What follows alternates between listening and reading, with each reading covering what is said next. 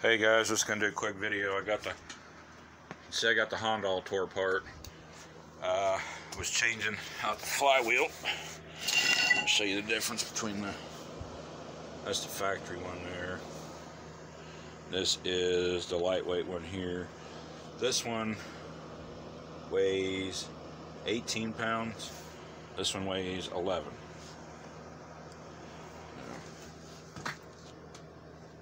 Got that.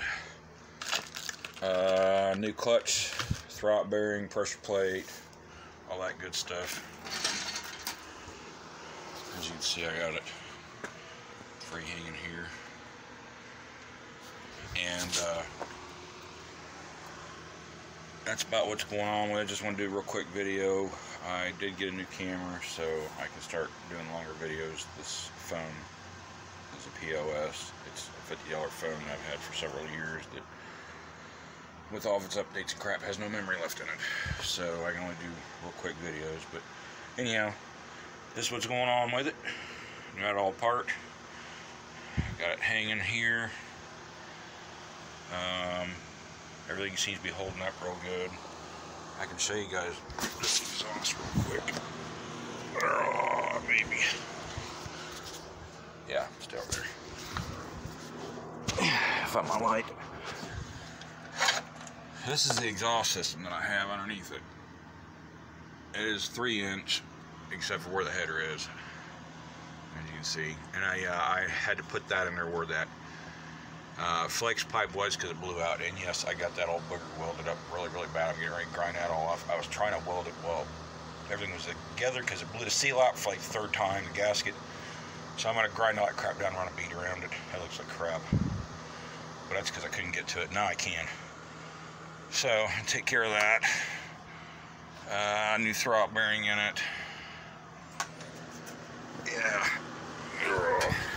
The subframe sitting there against the wall. Waiting on parts on a 2010 or 2000 Cadillac DeVille. It's got a front motor mount blown. So that's going to be the next thing I do. It came in, it was popping real bad. It had a half shaft, the CV joint was blown. So I did that, and when we backed it out, it sounded alright, but when we put it in drive, I could hear bang noise. So I had to pull it back in the garage, just put it in gear, and the motor was tilted forwards, tilted backwards, and I'm like, yeah, the front motor mount's torn. So AutoZone wanted 141. I got online and ordered it for less than 50 bucks. So that made him pretty damn happy, but on that one I gotta drop the subframe down and also crap to get to it. So I may do a video on that. But yeah, here's all this stuff. Oh, and I'm putting a new starter in, and I got a new set of rear wheel bearings, because one of the rear ones is grinding. So I've got, yeah, and you guys are wondering who the flywheel made by. We'll see how it does. It's Clutch Max, which I found out was Clutch America, which I don't know. We'll see. It's technically 11.7 pounds, so I might as well say 11.5 pounds. 4340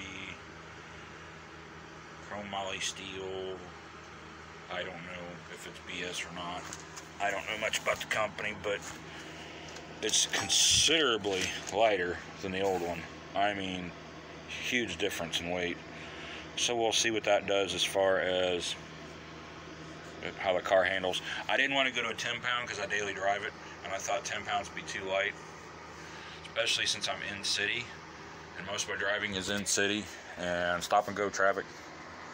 So I didn't want to be sitting there and have to rev the snot out of it and drag the clutch and all that crap so that it wouldn't stall. I was like, no, I'll just go with 11.7, and we'll see how she does. I'll give you guys an update and show how the engine reacts to it, how it drives, how it feels, all the good stuff like that. But please like and subscribe to my channel, and enjoy. You guys have a good, happy New Year's.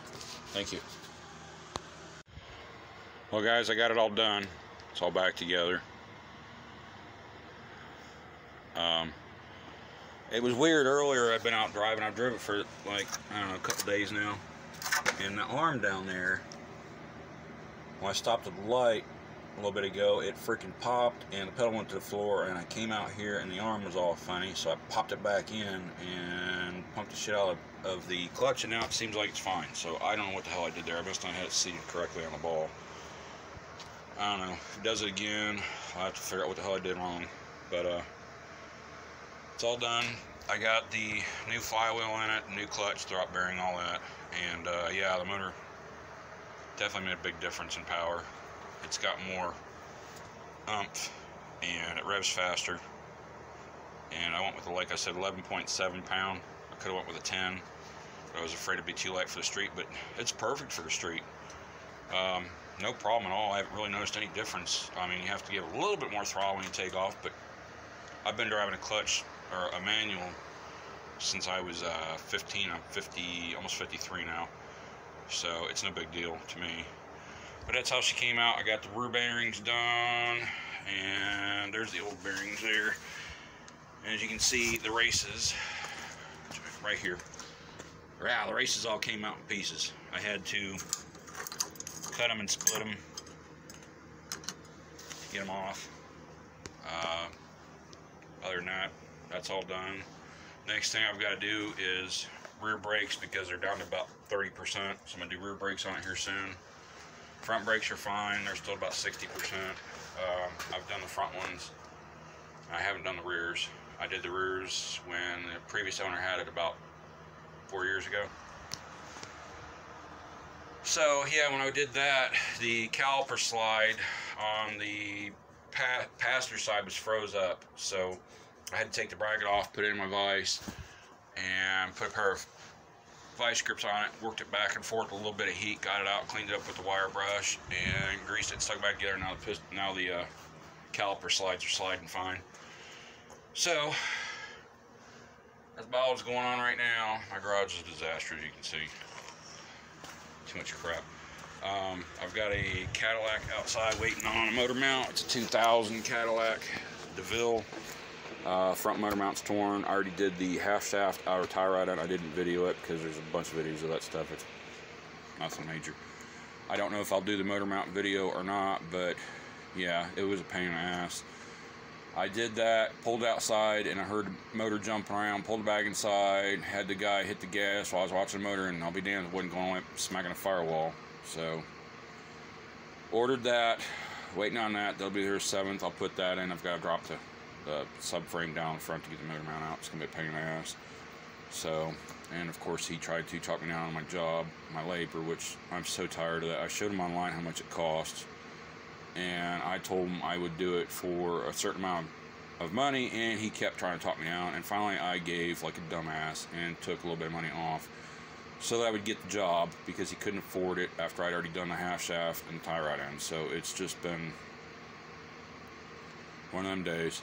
And of course I told him the part wouldn't be here until 7th. I've had the car for 2 days, and he's called me every day and said, is my part in? Is my part in? Is my part in? And then he had enough nerve, which kind of ticked me off, to say, well, why can't we just go to AutoZone and get one that's in stock and you can put it on? Well, because you told me you couldn't afford the price of the part plus the labor, so I ordered the part online for half what it normally costs and saved him that, and then he turns around and does that. It's like, then you should have paid me what I wanted on my labor. So, anyhow, that's just getting me aggravated. And you hear my phone's beeping because it's continuously car, kids. I love them to death, but I never get a break. Hope you guys like my channel. Please like and subscribe and share. And if you get a chance, check out John's Junkyard Art. That is my art YouTube channel. I'm also on Facebook, John's Junkyard Art. If you guys are in the area and you want any work done, you can hit me up. And please like and subscribe to my channel. And you have a good evening.